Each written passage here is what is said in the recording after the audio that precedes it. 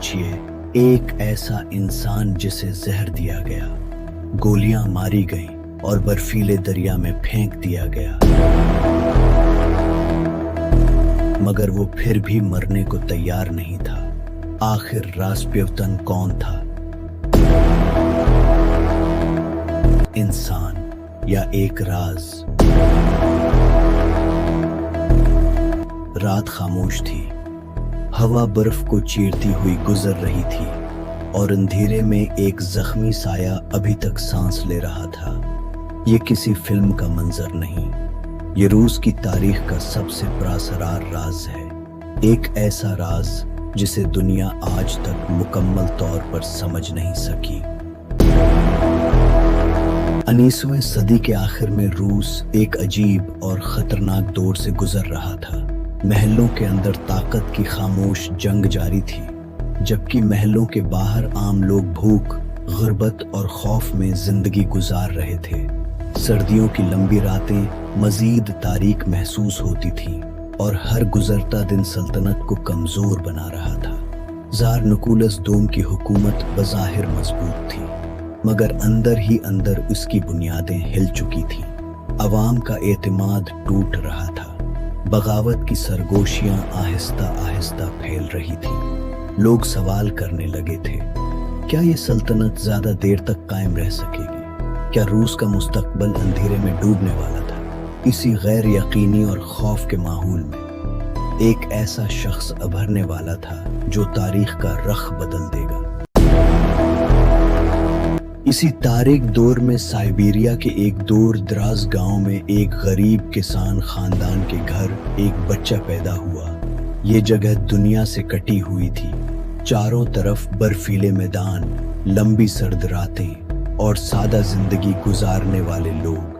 کسی نے تصور بھی نہیں کیا تھا کہ یہی بچہ ایک دن روس کی سب سے طاقتور سلطنت کے دل تک پہنچ جائے گا۔ اس کا نام رکھا گیا گریگوری راسپوتن۔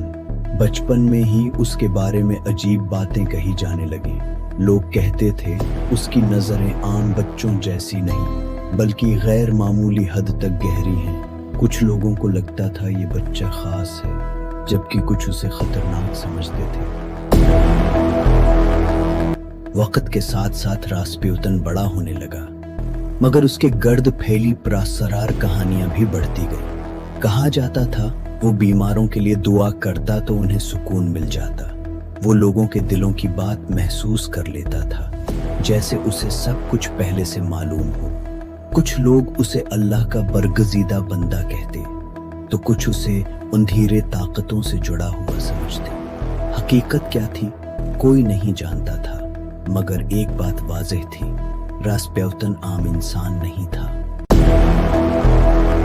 آخرکار وہ وقت آیا جب راسپوتن کی شہرت روس کے شاہی محل تک پہنچ گئی۔ زار نکولس دوم اور ملکہ الیگزینڈرا اپنے بیمار بیٹے کی وجہ سے شدید پریشان تھے۔ شہزادہ ایک ایسی بیماری میں مبتلا تھا جس کا علاج ممکن نظر نہیں آتا تھا۔ کہا جاتا ہے جب راسپوتن نے دعا کی تو شہزادے کی تکلیف کم ہونے لگی۔ یہ لمحہ سب کچھ بدل دینے والا تھا۔ ایک غریب کسان اب سلطنت کے سب سے طاقتور خاندان کے سب سے قریب کھڑا تھا۔ جیسے جیسے راسپوتن کا اثر بڑھا، ویسے ویسے دشمن بھی بڑھنے لگے۔ محل کے امراء کو لگنے لگا کہ یہ شخص سلطنت کے فیصلوں پر اثر انداز ہو رہا ہے۔ افواہیں پھیلنے لگیں، خفیہ ملاقاتیں، گناہوں کی کہانیاں اور سازشوں کی سرگوشیاں۔ محل کے اندھیرے راہداریوں میں ایک ہی سوال گونج رہا تھا، کیا راسپوتن کو زندہ رہنا چاہیے؟ پھر وہ سرد رات آئی جس نے تاریخ بدل دی۔